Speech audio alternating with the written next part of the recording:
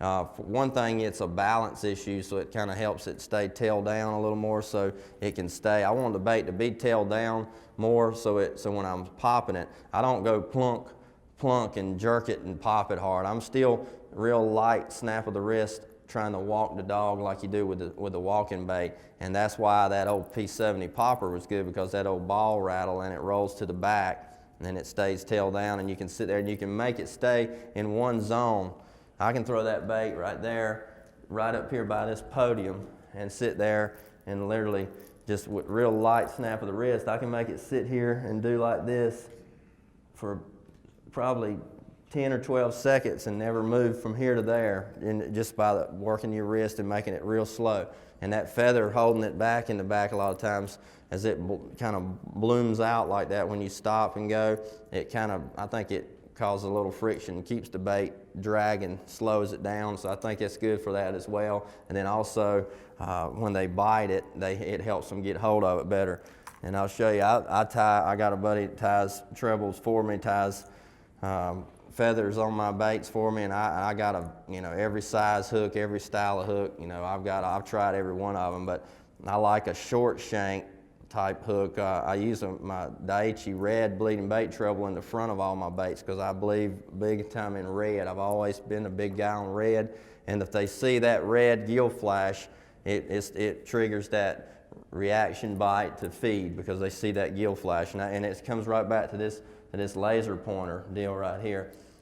Years ago, the first year that Daiichi was the first company that came out with that bleeding bait red hook, and I was doing a seminar at a bass tank in, I think it was in Raleigh, North Carolina, and who knows how long it's been. I bet you it's been at least 12 or 13 years now.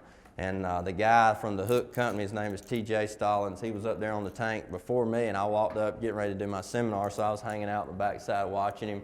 And he's up there doing the hook spiel, and I'm, everything is so commercialized. You always got to be watching for that, and you're always thinking, is that a sales pitch or is that something there that's really real? And I'm the same way, so I'm looking at him, and he's shining that light down in the tank, and at that time, nobody had really ever done that. I've never seen it. And he's shining down there, and those bass were scooping the rocks up with their mouth, busting that red beam on the bottom, and I'd never seen that before. And I think, man, it got my attention. And he said, what we did is made this red hook, and I've experimented with it, and we put it on the front, and it's a gill flash, and those fish see it, and and he'd throw the bait in there without a red hook on it, and the fish would come up and slap at the back of it, but he'd put a red hook on the front and throw it in there, and every one of them, you'd see them run up and attack it, and they'd hit the front of the bait every time, and I saw it right in the tank and with my own eyes, and immediately I was sold on it. So when he came down, before he went out into the crowd, I caught him off the backside. I said, give me a few of those hooks right now before you get around, before you sell them all. So I got them and I started using them, and the very first tournament I went to was Lake St. Clair in Michigan, and I put it, and he said, put it on the front of your bait because you don't want them to attack the back, you want them to hit the front, because if you get hooked in the front, the rest of the hooks are going to get them somewhere too. And so I put it on the front, and I had it on a super spook, just like this. This might even be the same one. This old super spook with a lime green back. That's a good smallmouth bait.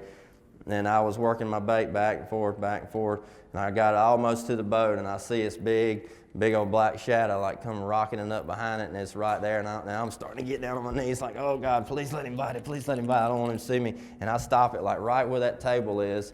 And this is honest God truth. That bait sat there, my feather treble sunk down like this in the back, and I watched that 4-pound smallmouth go, and he pulled my cork under. That's what it looked like. My bait just went straight down. He grabbed my red treble hook in the front, honest to God, and pulled it straight down, bit it just like this, just like a brim gets something, and you can't hardly get it out of their mouth because they clamp down on it. Well, he did that, and I'm like, oh, he got it, and I pull like here, and he goes, shoo, and he jumps 4 foot high and gets off. But that's a bad end to the story, but that's how it started anyway. But that's how a lot of smallmouth stories end. But And the information Bass University provides isn't your basic run-of-the-mill fishing video. This is specific information from A to Z to help you learn, get to the water, and become a better angler quickly.